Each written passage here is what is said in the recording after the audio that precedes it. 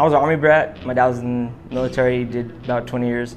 So we moved around a lot. I had a good upbringing. There was no really problems there until I got into an adult. And then I started abusing drugs, got with the wrong people, started shooting heroin actually when I was 15, and went to my first rehab when I was 16. I didn't really notice it taking a toll.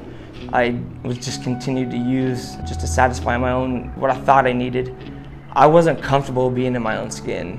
And for reasons I might never understand completely. But as the time progressed and my addiction progressed, I started noticing that everything I loved in life was slipping away from me.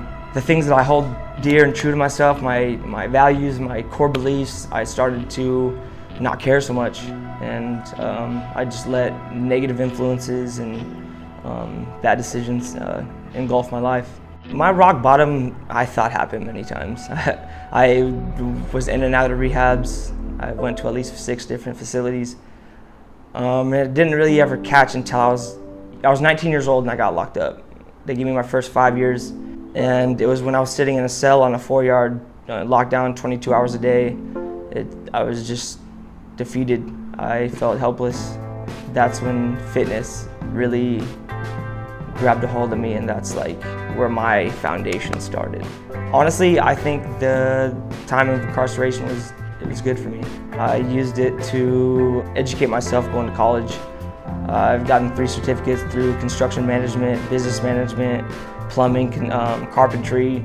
In that time, I gained about 20 pounds of muscle, and I've just never looked back. I've used it to progress, to better myself.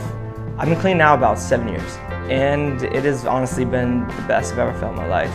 My fuel for life now is completely adrenaline. Every day I'm looking at something new. I don't want to be stagnant. When I get stagnant and complacent in places and situations is where I tend to mess up. But through finding the next adventure, finding the next struggle to overcome and adapt, and to use that to strengthen your mind, body, and soul is really what I look for every day.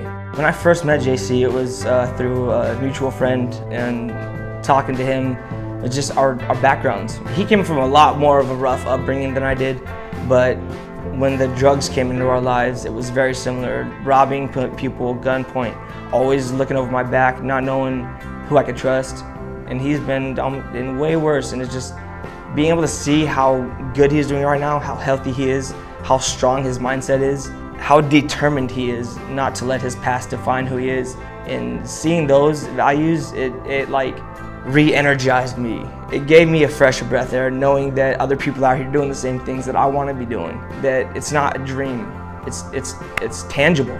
It's something that I can hold on to, and I see it through him, and I want that. I can't imagine how far this organization is actually going to be able to go, and I'm excited to see where it does. One of the main things that people don't understand is that there are people out here trying to help those that are in rough situations. It doesn't always have to be a convict.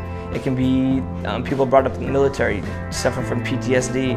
We all have the same issues. We're all human, and I would love just to see one person that I can help change their life for the better. If I can help one person say no to going back to drugs, going back to taking a gun to go rob somebody so they can go provide for their family, that's my goal will be complete.